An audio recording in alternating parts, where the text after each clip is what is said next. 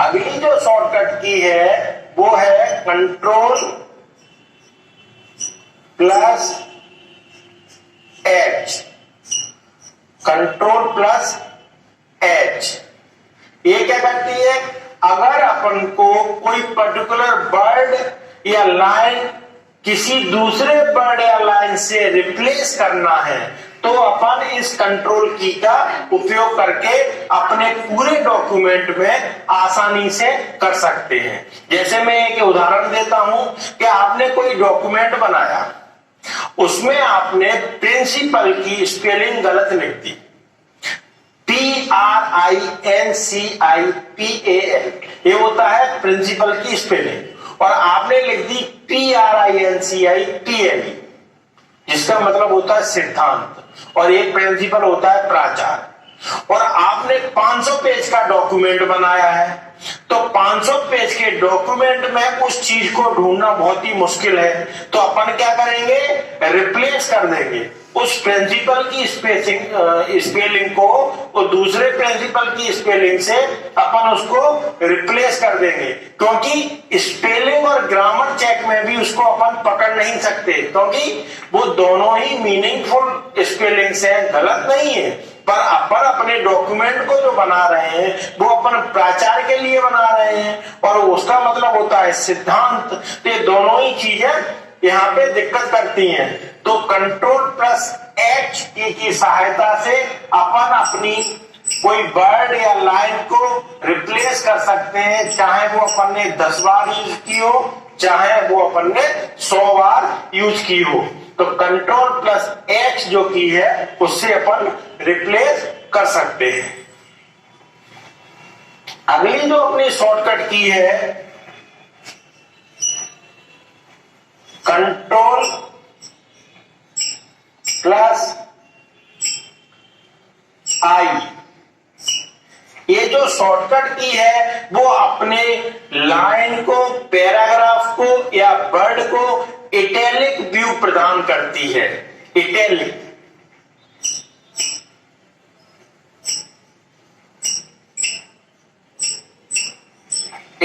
View प्रदान करती है। इटैलिक का मतलब क्या है कि अगर अपन अपना डॉक्यूमेंट बना रहे हैं ए, बी और सी और अपन को इसको इटैलिक व्यू देना है तो ये इस तरह से तिरछा हो जाएगा, ए बी एंड सी, ये थोड़ा तिरछा होके, मतलब उसका जो एंगल है अपने डॉक्यूमेंट के वर्ड का, लाइन का या पैराग्राफ का, वो थोड़ा तिरछा होके दिखने लगेगा। तो अपना जो मेन डॉक्यूमेंट जो नॉर्मल व्यू में है उसमें से कुछ अगर अपन को हटके दिखाना है तो इटैलिक व्यू का उपयोग करते हैं, और उसके लिए अपन जो अपनी कंट्रोल प्लस आई शॉर्टकट की है उसका इस्तेमाल करते हैं। अगली जो शॉर्टकट की है वो है कंट्रोल प्लस जे। ये जो कंट्रोल प्लस जे की है वो डॉक्यूमेंट को जस्टिफाई करने के लिए यूज होती है। जस्टिफाई, अब जस्टिफाई का मतलब क्या है, अगर अपन अपने पैराग्राफ को जस्टिफाई करेंगे तो वो according to the word processor के डॉक्यूमेंट का जो पेज है उसके अनुसार बन जाएगा।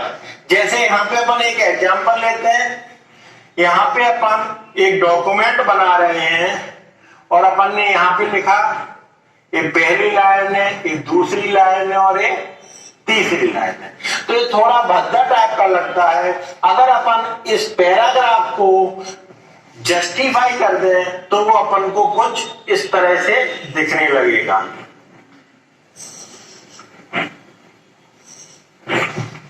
तो 2 लाइन भले 2.5 लाइनें हैं पर एक पर्टिकुलर फॉर्मेट में आ जाती हैं, जहां से अपने डॉक्यूमेंट की लाइन स्टार्ट होती है वहां से चालू होता है, और जहां अपने डॉक्यूमेंट की लाइन खत्म होती है वहां पे खत्म हो जाता है। इस चीज को बोलते हैं अपन जस्टिफाई द पैराग्राफ। और जस्टिफाई करने के लिए जो शॉर्टकट की यूज करते हैं अपन वो होती है कंट्रोल जे। तो अपन ने पढ़ा है एमएस वर्ड की जो शॉर्टकट की है ए से लेके जे तक, आगे अपन पूरी शॉर्टकट की का अच्छे से देखेंगे। अभी अपन देख रहे हैं कि जो एमएस वर्ड की शॉर्टकट की अपन ने पढ़ी है ए से लेके जे तक, उनका प्रैक्टिकली यूज कैसे होगा। तो आप देखिए यहाँ पे एमएस वर्ड की फाइल खुली, सबसे पहली जो शॉर्टकट की है Ctrl+A। इसका मतलब होता है, अपन ने बताया था, मैंने बताया था कि Ctrl+A का मतलब होता है सिलेक्ट ऑल, सबको सिलेक्ट करना है। तो जब भी अपन, ये देखिए कीबोर्ड है, यहाँ पे कंट्रोल यहाँ पे है और यहाँ पे है, दो जगह कंट्रोल है। इसके साथ में अगर अपन ए दबाएं, ये देखिए जितना भी मटेरियल है इस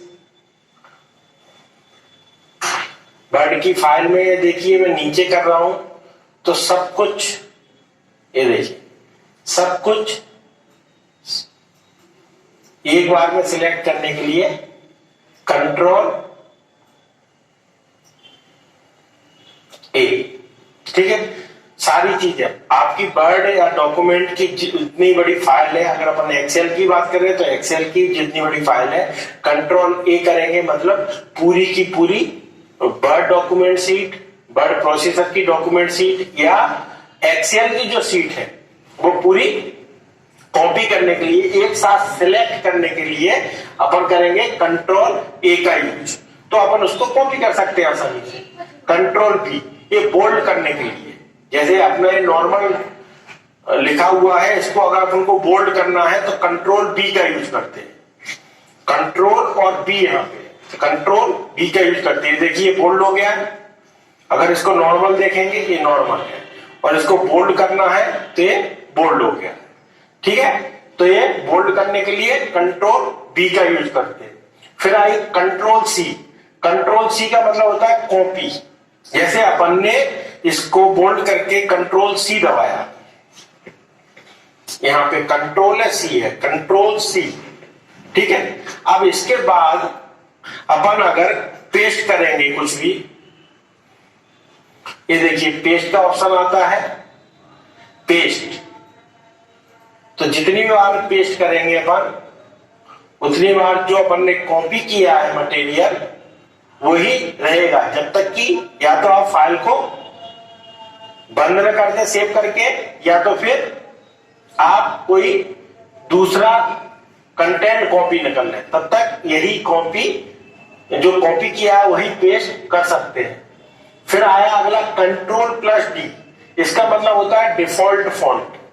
जो फॉन्ट अपन ने इनिशियली डिफॉल्ट वर्ड प्रोसेसर में लिया है, वो फॉन्ट करने के लिए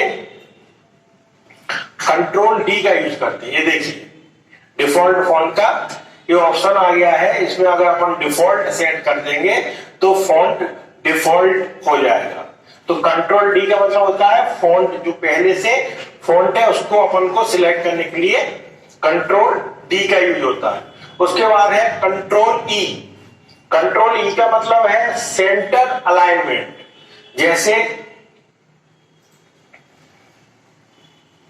अपना कोई मटेरियल यहां पे है वर्ड डॉक्यूमेंट का, अपन ने इसको सिलेक्ट किया और Ctrl+E मारा, Ctrl+E मारा जैसे ही अपन ने, तो यहाँ पे जो वर्ड का डॉक्यूमेंट में जो भी आपने कुछ लिखा हुआ है वो सेंटर में आ जाएगा और अलाइन हो जाएगा, प्रॉपरली अलाइन। देखिए ये 20 की लाइन है, इतना ही इधर रहेगा, इतना ही इधर रहेगा। ये देखिए माउस का कर्सर में लेके जा रहा हूं, तो Ctrl+E का मतलब होता है सेंट्रल अलाइनमेंट।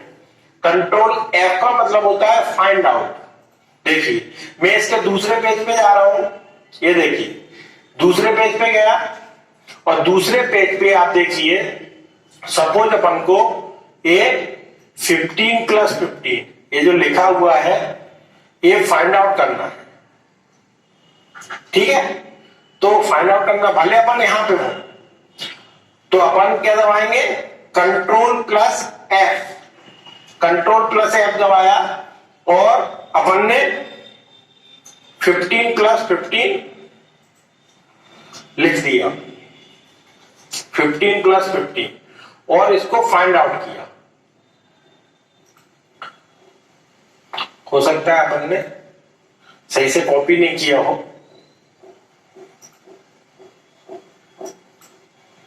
तो यहां पे दोबारा अपन कॉपी कर रहे हैं, ठीक है, और यहां पे जाके अपन फाइंड आउट करते हैं, ठीक है। देखिए ये देखिए पहला वाला आ गया, दूसरा करेंगे तो दूसरा वाला आ गया। तो अपने डॉक्यूमेंट में जितने भी सेम टाइप के वर्ड या लेटर हैं जिनको अपन को फाइंड आउट करना है, उनको अपन ऐसे फाइंड आउट कर सकते हैं कंट्रोल प्लस एफ की सहायता से। मतलब कंट्रोल के साथ में एफ जो कीबोर्ड का बटन है उसको अपन को दबाना है।